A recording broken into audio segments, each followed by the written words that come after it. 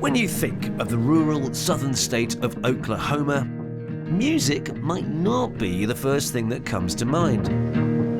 But that could all be about to change with the opening of a brand new centre in the city of Tulsa, dedicated to one of the world's greatest living artists, Bob Dylan. I've been very excited. I've been a fan since I was 10 years old. I'm a member of several Bob Dylan fan clubs. I am excited for everybody to come and visit the museum. I got a chance to see it, and it's wonderful. This $10 million shrine to Dylan will be the new home to one of the largest musical archives ever acquired. One for the Bob Dylan Center!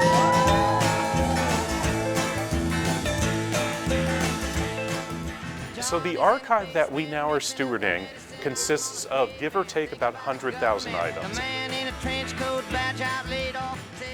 We have an immersive film experience that places visitors in Greenwich Village in 1963, say, or on stage during the Rolling Thunder Revue tour of the 1970s, enveloping visitors in projection and imagery and sound. From there you go into the 6 songs where you can learn so much more, again, because we have these materials in the archive about, say, the writing and the recording of Like Tangled Up in Blue. Oh my gosh, look how tiny he had to write. I had no idea it would be so tiny.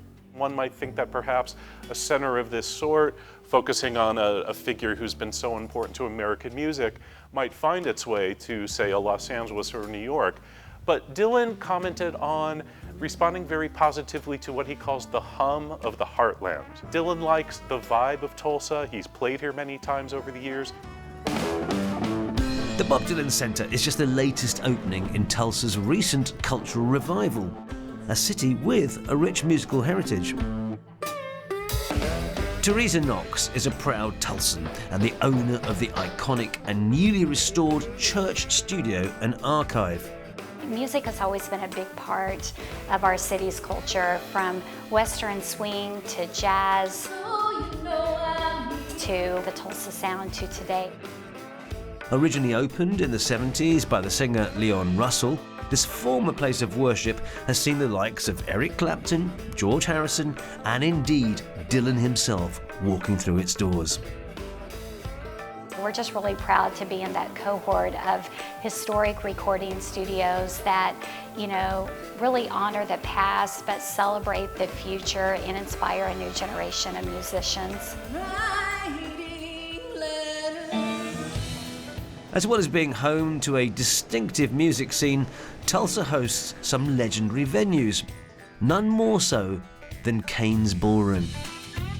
Because we're family-owned and we've been around since 1924, and not much has really changed on the interior. And many artists have fallen in love with this unique setting. This Van Halen promo, we got pictures of them standing right over here. They got paid $500 that day. This is the famous Sid Vicious punch. So the rumor is that Sid punched a hole into the wall. Here's Sid on stage, Johnny on stage. Over here is the Willie Nelson guitar, the Jack White guitar. Jack White opened his world tour here. He likes the venue so much. I think he bought a house in Tulsa because he liked this area so much. I always wanted to be the rock star, but now I work my way up to where I make the rock stars happen now. To celebrate the opening of the Dylan Center, Kane's hosted a special series of shows with legends Patti Smith, Elvis Costello, and Mavis Staples all on the bill.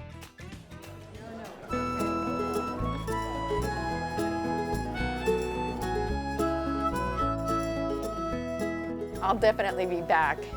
It took us about 3.5 hours to drive here, so we can come back often. But one big question still remains. Will this great man himself visit this monument in his name? Bob Dylan is quite aware that he has an open invitation to come and visit us anytime, but don't forget, this is someone who has famously espoused a philosophy of don't look back. wherever the tour and his muse and his instincts take him is of far more importance and interest to Dylan, but better that he's out in the world creating new songs for us to add to this collection at a later date.